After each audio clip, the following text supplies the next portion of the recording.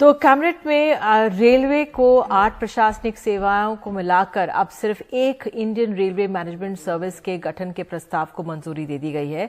साथ ही अब railway board में चेयरपर्सन समेत सदस्यों की संख्या 9 से घटाकर 5 कर दी गई है। इस बारे में हमारे सहयोगी हिमांशु शेखर ने बात की है रेल मंत्री पीयूष गोयल से। मेरे साथ देश के रेल मंत्री पीयूष गोयल। एक बहुत ही महत्वपूर्ण फैसला आपने किया है और सबसे पहले ये सवाल उठता है कि इतना बड़ा फैसला, इतने बड़े स्तर पर रीस्ट्रक्चर करने की, काम करने के तरीके को क्यों ये जरूरत पड़ी, क्या ऑब्जेक्टिव है?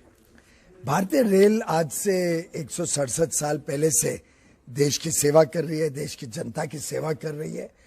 स्वाभाविक है। और रेलवे बोर्ड भी आज से 114 साल पहले 1905 में बना था।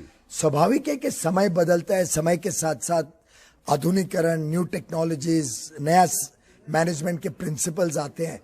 तो एक देखा गया कि रेलवे बोर्ड में कई वर्षों से एक डिपार्टमेंटलिज्म की कल्पना बढ़ते जा रही है। 1994 में एक प्रकाश टंडन कमेटी बैठी थी, उसने भी इस बात को गौर किया था कि रेलवेज को जब तक एक संयुक्त सर्विस ना बनाए, जब तक सोच एक तरफा एक साथ नहीं हो सबकी कि रेलवे महत्वपूर्ण है, डिपार्टमेंट महत्वपूर्ण नहीं, तब तक रेलवे का विस्तार अच्छा नहीं हो सकता है, एफिशिएंसी नहीं आ सकती। फिर और कमिटीज बैठी, सैम पिट्रोडा जी की कमेटी ने भी यही बात रखी 2012 में, विवेक डेब्रॉय की कमेटी ने 2015 में। अलग अलग स्तर पे ये विषय आता था कि रेलवे को बंटने के बदले जोड़ना चाहिए। तो ये आज अहम निर्णय लिया कि सभी 8 सर्विसेज मिलके अब इंडियन रेलवे मैनेजमेंट सर्विस होगी, एक साथ सोचेगी, एक जैसा सोचेगी और अर्जुन की आंख की तरह सिंगल माइंडेड फोकस रहेगा।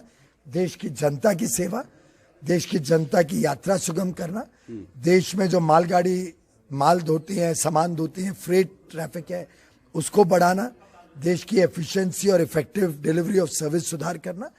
हम सब रेल परिवार मिलके एक सोच, एक सर्विस से काम करेंगे। अपना एक गौरवमयी इतिहास रहा है और अगर हम याद करें तो देश में कभी भी कोई आपदा की स्थिति आती है, रेलवे सबसे आगे आती है।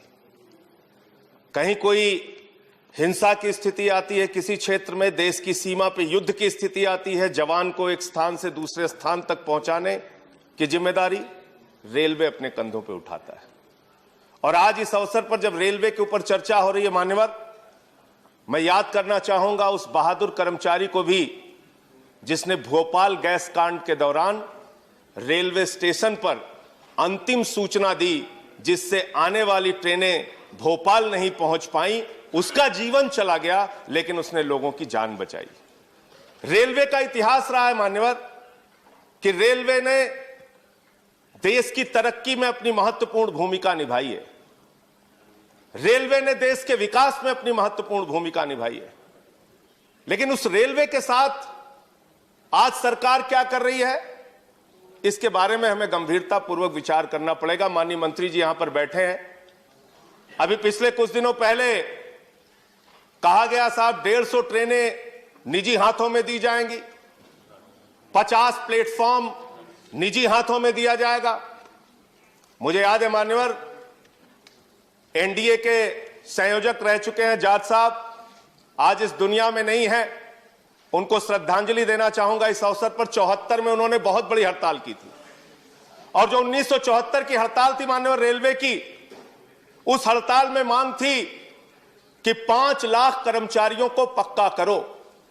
और तब रेलवे के नियमित कर्मचारियों की संख्या थी 15 लाख, ट्रेनों की संख्या थी 11,000, आज ट्रेन हो गई 22,000, कर्मचारियों की संख्या घट के हो गई 13 लाख। 74 से आज कर्मचारी हम नहीं बढ़ा पाए, रोजगार हम नहीं बढ़ा पाए, तकनीक हम बढ़ाने का दावा करते हैं लेकिन उस तकनीक से लोगों को रोजगार की वृद्धि कितनी हुई है हम नहीं बता पाए। निश्चित रूप से दुर्घटनाओं का जिक्र अभी हुआ, उसमें कुछ कमी आई है, अच्छी बात है, लेकिन ये सब कुछ निजी हाथों में करने पर आमादा क्यों रहते हैं आप? सब कुछ बेचने के लिए तैयार क्यों रहती है सरकार? कभी कहते हैं एयरपोर्ट बेच देंगे, कभी कहते हैं सेल बेच देंगे, कभी कहते हैं कोल बेच देंगे। अभी मान्यवर यस बैंक का घोटाला हुआ, लाखों लोगों के पैसे डूब गए और उस समय सरकार का तर्क आया क्या करे साहब, ये तो निजी बैंक है, तो जो सरकारी रहता है उसको आप निजी कर देते हैं, और जब निजी हो जाता है तो कह देते हैं ये तो निजी बैंक है, हम क्या करें। ये किस प्रकार की दोहरी व्यवस्था है, ये किस प्रकार से हमारी सरकार की सोच है। सारी कंपनियों को, सारी चीजों को बेचने की जो हमारी परंपरा है उसको उस पे सरकार को रोक लगानी चाहिए। 2-3 पॉइंट मान्यवर और कह के अपनी बात को खत्म करूंगा। आउटसोर्सिंग एक शब्द है, हर चीज को आउटसोर्सिंग करना है। आउटसोर्सिंग कितना बड़ा घोटाला है और कितना बड़ा एक कर्मचारियों के साथ धोखा है, इसके बारे में भी सरकार को विचार करना चाहिए। ठेके पे आप सब कुछ दे देते हैं, सफाई से लेके सब कुछ आप ठेके पे दे देते हैं, और जो कर्मचारी काम करते हैं उन कर्मचारियों से ज्यादा तनख्वाह पे दस्तखत करा के कम तनख्वाह दी जाती है। मांग हुई तो आपने बैंक के खाते खुलवा दिए, जो ठेकेदार है उसने एटीएम लोगों के लेके रख लिए, वो पैसा खुद निकाल लेता है तनख्वाह आने के बाद। तो मेरा ये कहना है, ये एक आउटसोर्सिंग का जो नाम देके सारी चीजों को आप बाहरी व्यवस्था को निजी हाथों में देने का काम करते हैं, वो कर्मचारियों के साथ, ठेका मजदूरों के साथ एक बहुत बड़ा शोषण है। इसके साथ साथ मान्यवर, आप नई ट्रेनें, बस सबको आपने थोड़ा समय दिया, मुझे भी कृपा कीजिए सर। आपने तेजस ट्रेन चलाई, तेजस ट्रेन में और शताब्दी ट्रेन में 5 मिनट का अंतर है और किराए में 1.5 गुना का अंतर है। तो आप करना क्या चाह रहे हैं? जब ट्रेनें आपके पास उपलब्ध हैं, सुपरफास्ट ट्रेन उपलब्ध है आपके पास, ऐसे में नई ट्रेनें, निजी ट्रेनें लाके किराया ज्यादा लेके आप एक नए प्रकार का आप शोषण करते हैं।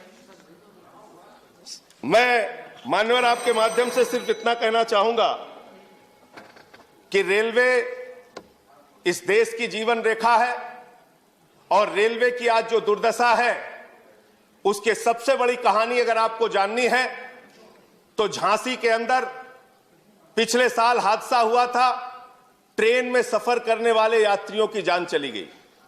गर्मी के कारण जनरल डिब्बों में लोगों को बैठने की जगह नहीं होती है, पिस के आते हैं वो लोग। मैं आपके माध्यम से सरकार से सिर्फ इतना निवेदन करना चाहता हूं, अपने कमाऊ पूत को बेचने का काम मत कीजिए। आपका अगर कोई लड़का मेधावी है, तेज है, अगर हाई स्कूल में अच्छा नंबर पाया, इंटर में थोड़ा कम नंबर पाया, बीए में थोड़ा अच्छा नंबर पाया, एमए में थोड़ा और कम पाया, तो उसको चौराहे पे आप खड़ा करके नीलाम मत कीजिए।